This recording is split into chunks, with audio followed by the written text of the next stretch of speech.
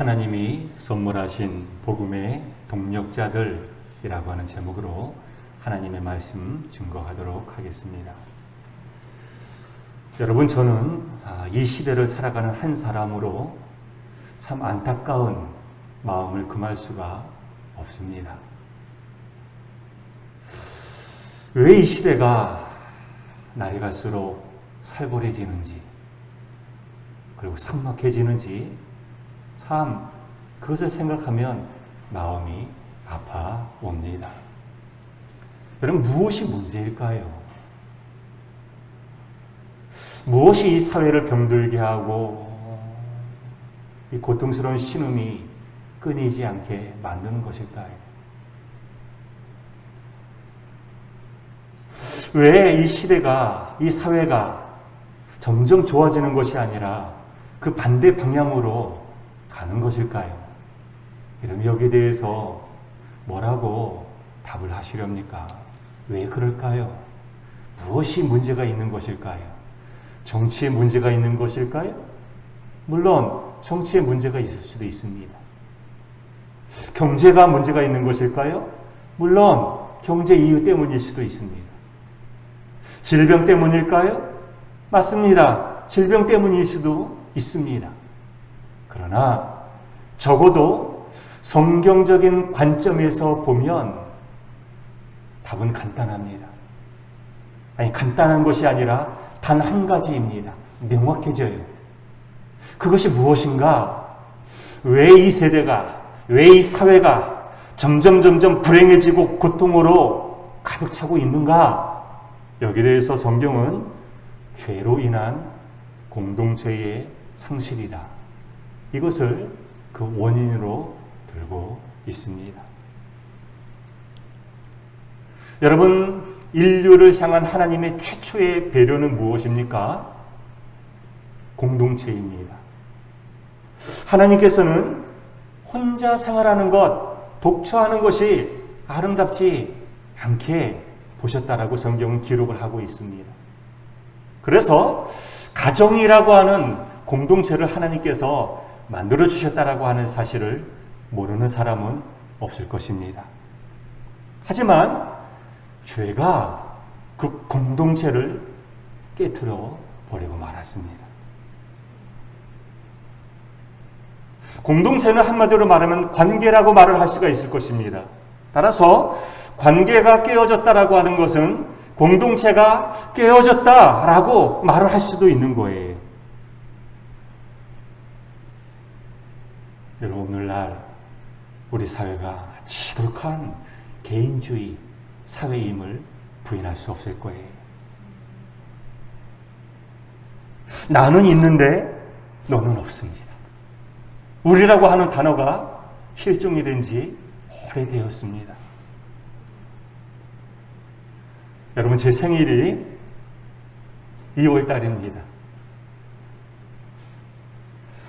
올해 제 생일에 우리 교회 식구 중에, 하람교회 식구 중에 어느 분으로부터 조그만 카드를 제가 받은 적이 있었습니다.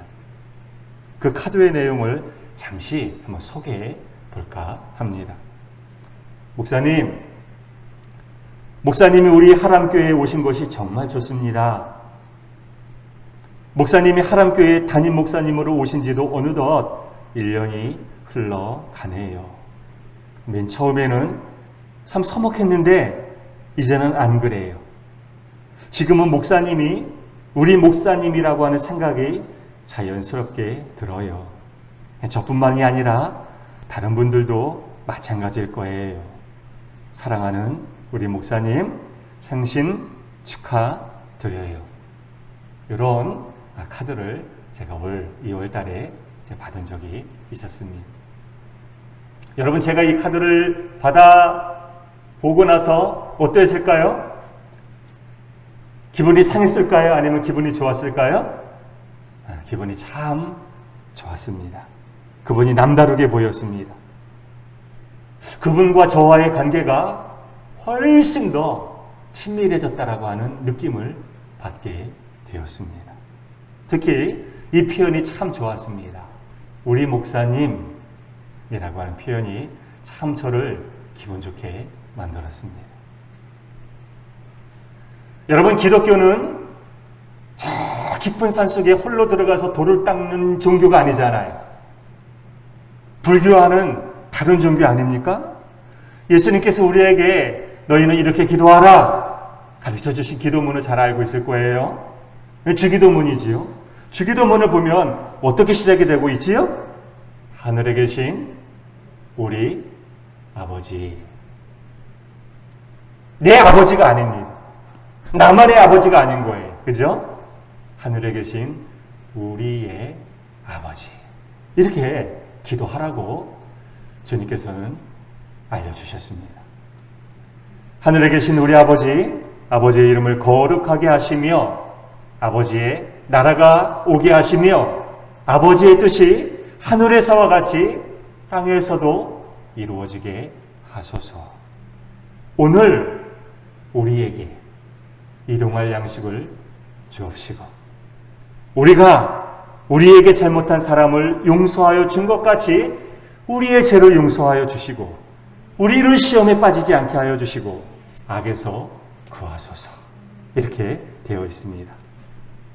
그러니까 이 주기도문은 나뿐만이 아니라 우리 모두를 인정하고 인식하는 그런 기도예요. 그러니까 이 기도를 할 때마다 우리 자신도 모르는 사이에 공동체를 인정하게 되고 공동체의 일원이라고 하는 생각을 갖게 합니다. 우리의 하나님. 그렇죠? 그런가 하면 여러분, 우리가 사도신경으로 신앙을 고백하고 있지 않습니까? 주 안에서 한 믿음의 고백을 행하는 사람들은 성별이 다를지라도 지역이 다를지라도 고향이 다를지라도 배움의 정도가 다를지라도 다 주 안에서 한 형제 자매가 아닙니까? 한 가족이거든요. 따라서 이 기도 역시 또 이 사도신경 역시 나뿐만이 아니라 우리 모두를 인정하는 공동체성이 굉장히 강한 고백이다 라고 하는 것을 우리는 바로 알 줄 알아야 되겠습니다. 또 그런가 하면 여러분, 십계명을 한번 생각해 보십시다. 십계명의 핵심이 무엇입니까? 십계명은 크게 둘로 나눈다라고 하는 거 여러분 잘 아실 거예요. 하나님 사랑과 또 뭐죠? 이웃 사랑입니다. 이웃 사랑인 거예요. 따라서 이 십계명 역시 공동체의 성격이 강한 계명이다라고 하는 것을 우리는 또한 알아야 됩니다. 여러분, 저는 우리 하람교회가 그런 교회가 되기를 바라는데, 여러분, 가장 이상적인 교회 하면 많은 기독교인들이 너나 할 것 없이 두는 교회가 있지 않습니까? 초대 예루살렘 교회를 들게 됩니다. 그런데 초대 예루살렘 교회가 어떠한 교회였길래 그렇게 가장 이상적인 교회일까? 왜 초대교회로 돌아가고 싶을까?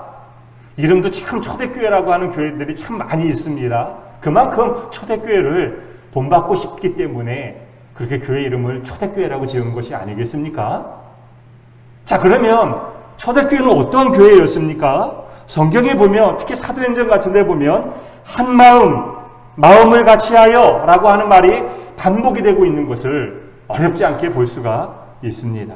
무슨 말이냐 하면 예루살렘 교회는 사랑으로 하나 된 서로 깊은 관계를 맺은 그런 공동체였다라고 하는 것을 또한 우리는 알게 됩니다. 여러분, 교회가 무엇입니까? 교회에 대한 정의가 어떻게 되지요? 바울 사도가 교회의 정의에 대해서 이렇게 정의한 바가 있습니다. 그리스도의 몸이다 라고 하는 거예요. 고린도전서 12장 27절에 보면 너희는 그리스도의 몸이요 지체의 각 부분이라. 여러분 기억하시죠? 교회라고 하는 것은 이런 단순한 기관, 조직이 아니라고 하는 거예요. 신비스러운 몸이라고 하는 거예요. 예수 그리스도의 몸을 이루는 신비스러운 공동체, 그것이 바로 교회이다. 성경은 그렇게 말씀하고 있습니다. 여러분, 사람의 몸에는 특정 신체 부위만 있는 것이 아니잖아요. 여러분, 아무리 잘생긴 사람이라고 할지라도, 아무리 이쁜 사람이라고 할지라도, 아무리 눈이 예쁘고, 아무리 코가 예쁘고, 아무리 입술이 예쁘다고 할지라도, 그것만 달랑 거기에 놓여져 있으면 괴물이 따로 없잖아요. 무섭잖아요. 그죠? 그러니까 얼굴에 눈만 있어서도 안 되고, 코만 있어서도 안 되고, 귀만 있어서도 안 되는 거예요. 그죠? 얼굴뿐만 아니라 우리 몸 안에 손만 있어서도 안 되고, 발만 있어서도 안 되고, 그렇죠? 눈, 코, 입, 귀, 목, 손발, 모든 신체 기관들이 합하여질 때 그것을 가리켜서 몸이라고 얘기하잖아요. 건강한 몸이라고 하는 것이지.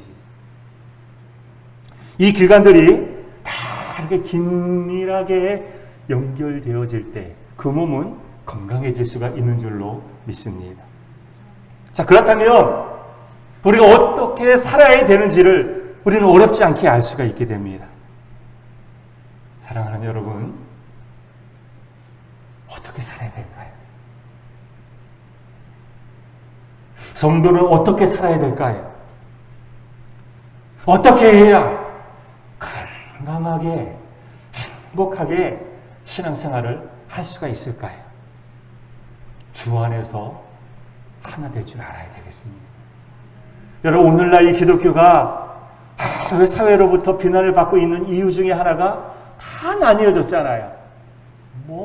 NCCK 나눠지고, 교회, 청년합회, 다 나눠지고, 한 목소리를 내지 못하는 경우가 얼마나 많이 있습니까? 기독교가.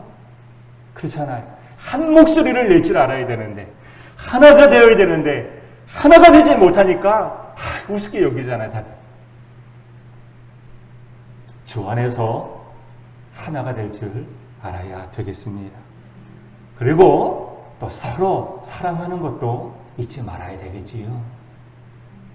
로마서 12장 15절에 있는 말씀 여러분 기억하고 계시나요? 즐거워하는 자들과 함께 즐거워하고 우는 자들과 함께 울어라. 그렇게 말씀하고 있잖아요. 그러니까 우리가 그렇게 될 때 세상이 아무리 살벌하고 아무리 날이 갈수록 삭막해진다고 할지라도 우리는 넉넉히 이길 수가 있고 끝까지 주어진 사명 잘 감당할 수 있게 되는 줄로 믿습니다. 오늘 본문을 통하여서도 우리는 이 사실을 확인할 수가 있습니다. 여러분, 드디어 이제 로마서 마지막 장을 우리가 맞이하게 되었습니다. 로마서 1장부터 그동안 길게 우리가 새벽 기도를 통하여서 살펴보았고, 지난주에는 새벽 기도 중단되었지만 각 처소에서 로마서 그날 일용할 양식을 여러분 묵상하고 여기까지 온 줄로 믿습니다. 로마서 마지막 부분인 거예요. 마지막 장인 거예요. 그러니까 바울이 이 서신서의 마지막 부분을 자신을 도와서 복음 사역에 힘을 썼던 사람들을 지금 소개하고 있어요. 믿음의 사람들인 거예요. 그들을 마지막에 소개하면서 마무리 인사를 하고 있는 것이 로마서 16장의 모습입니다. 그런데 좀 다른 서신들과는 이렇게 주목하게 되는 것이 있는데 무엇이냐 하면 마무리 인사가 참 길다라고 하는 그런 느낌을 어렵지 않게 받게 됩니다. 그렇죠? 아주 길게 로마서 16장은 마지막 장인데 굳이 없어도 되는데 이 16장 전체를 통하여서 아주 여러 사람들에 대해서 길게 장황하게 소개하고 있는 것을 이제 보게 되는 거예요. 여러분, 영화를 보시게 되면은요, 엔딩 크레딧이라고 해서 영화가 끝나고 난 다음에 자막이 쭉 화면 스크린 위로 쭉 이렇게 올라가는 거 아마 보셨을 거예요. 제가 알고 있는 어떤 분은 그래요. 영화 광일, 영화를 아주 좋아하시는 분이 계신데, 그분은 영화를 볼 때 보통 사람들이 영화 끝나면 일어나잖아요. 다들 일어나서 쑥 나가잖아요. 그런데 이분은 그렇지 않아요. 끝까지 엔딩 크레딧이 끝까지 올라갈 때까지 그 자리에 눈을 감고 쫙 앉아있는 분이 계셔요. 아니, 끝까지 아마 그 영화의 여운을 느끼기 위해서 그런 것 같아요. 저도 어떤 때는 그래요. 영화가 참 감동이에요. 와, 그러면 쉽게 일어나지는 못해요. 그래서 자리에서 다른 사람들 다 일어나서 나갈 때까지 저 혼자 혹은 제 아내와 함께 영화를 보면서 엔딩 크레딧 그것을 이렇게 주목해 볼 때가 종종 있어요. 마치 그것을 연상하면 좋을 듯 싶습니다. 영화가 끝난 다음에 엔딩 크레딧이 쫙 누구누구 이름으로 쭉쭉쭉쭉 이렇게 쫙 올라가는 것처럼, 그렇죠. 이 바울 사도가 참 길게 이들을 이제 소개하고 있는 것을 이제 보게 됩니다. 이것은 그만큼 그분들에 대한 고마움의 표현이겠지요. 잊을 수 없는 분들이라고 하는 거예요. 정말 이분들이 있으므로 내가 있게 되었다라고 하는 것, 그것을 이제 보여주는 것 아니겠습니까? 여러분, 바울 하면은 떠오르는 인상이 있을 거예요. 어떤 인상이 떠오르십니까? 아유, 참 유약하기 짝이 없는, 누가 뭐라고 하면 찔끔찔끔 눈물이라 흐르고 아이고 나 죽고 싶어, 그런 인상이 떠오르십니까? 바울 하면? 아마 아닐 거예요. 바울은요 아주 강한 인상, 나약한 인상이 아닌 거예요. 완벽한 자, 오직 예수님을 위하여서 사는 외골 인생이라고 하는 느낌을 우리는 바울을 통해서 받게 됩니다. 수백 명이 달려들어도 할 수 없는 일을 바울은요 혼자 감당할 수 있을 정도로 참 천하무적이라고 하는 그런 인상을 우리는 바울을 통해서 받게 됩니다. 정말 그래요. 바울은요 아시아와 유럽을 넘나들면서 교회가 없는 척박한 곳에 복음을 심어주고 교회를 세웠거든요. 어두운 영이 지배하는 곳에 바울은요 예수 그리스도의 십자가의 깃발을 꽂고 힘있게 다시 돌아오는 삶을 살았다라고 하는 거예요. 바울은 그런 자였어요. 아무도 어떻게 할 수 없었던 그런 대단한 능력을 가진 자, 비범한 자, 바울이었거든요. 여러분, 그런데 오늘 본문을 보면은요 좀 당황하게 만들어요, 우리를.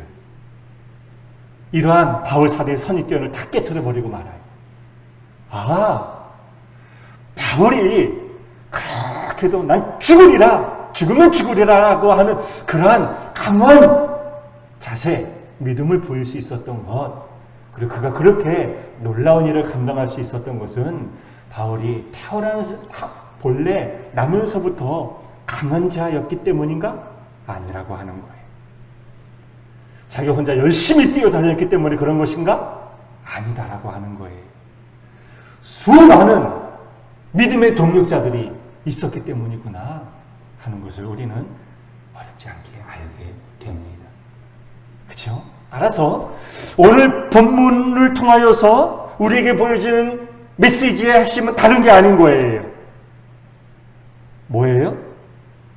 혼자 일한 것이 아니라 수많은 믿음의 동력자들이 함께 했기 때문에 바울이 될 수 있었던 것이구나, 그렇게 놀라운 일을 감당할 수 있었던 것이구나 하는 것을 우리는 알게 됩니다. 여러분, 비록 연약하고 가난하고 힘이 없고 부족하다고 할지라도, 세상에서 떵떵거리는 삶을 살지 못한다고 할지라도 우리가 서로 위로해주고 격려해주고 기도해주고 믿어주고 복음의 동력자들이 되어줄 때 얼마든지 우리도 이 살벌한 세상, 이 삭막한 세상, 우리는 넘어지지 아니하고 힘있게 살 수 있게 되는 줄로 믿습니다. 자, 여기 보면은요 여러 사람들의 이름이 나오고 있어요. 그죠? 한두 사람이 아니거든요. 굳이 한 사람씩 상세하게 설명할 필요는 없으리라고 봅니다. 그죠? 모두가 다 바울과 함께한 복음의 동력자들이었다라고 하는 사실만 알아도 무방하리라 생각이 됩니다.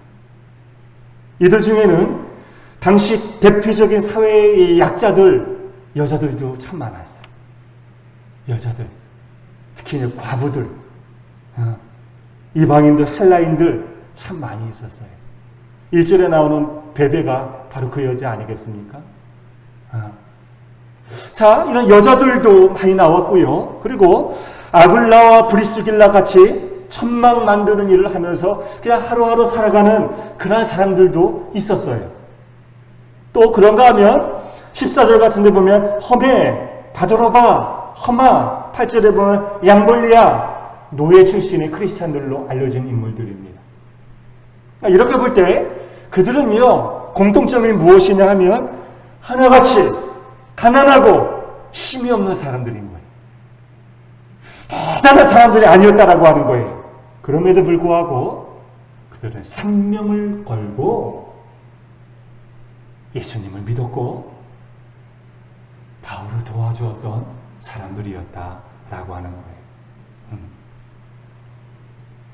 어떻게 해서 그럴 수 있었을까? 참 궁금하거든요. 오늘 본문을 보니까 계속 반복이 되는 표현이 나오고 있어요.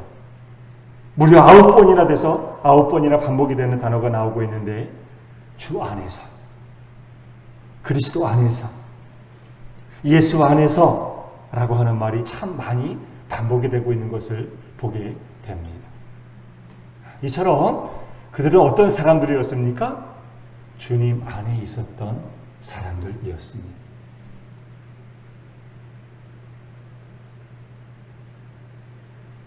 여러분, 어떤 사람이 진짜 예수를 믿는다라고 말할 때 무엇을 보고 알 수가 있을까요?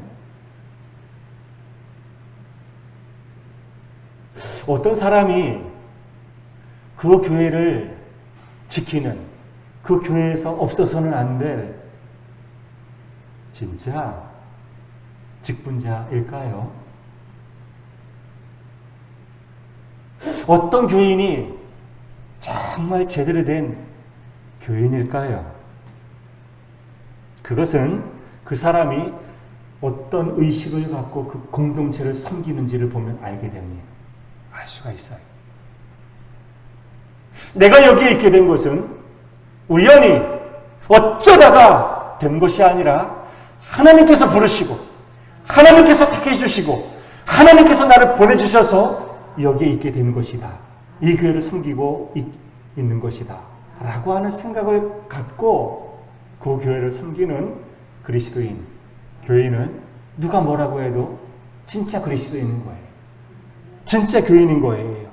그런 사람으로 인하여서 그 신의 공동체는 행복해질 수가 있고 갈수록 더 견고히 세워질 수가 있습니다. 저는 여러분들이 그러한 자세로, 그러한 태도로 이 교회를 섬겨 주실 수 있기를 간곡히 부탁의 말씀을 드립니다. 여러분들을 통하여서 이 하람교회가 행복해지기를, 더욱더 날이 갈수록 견고하게 세워질 수 있기를 주님의 이름으로 간절히 축원합니다. 그러기 위해서는 주님 안에 있어야 되는 거예요.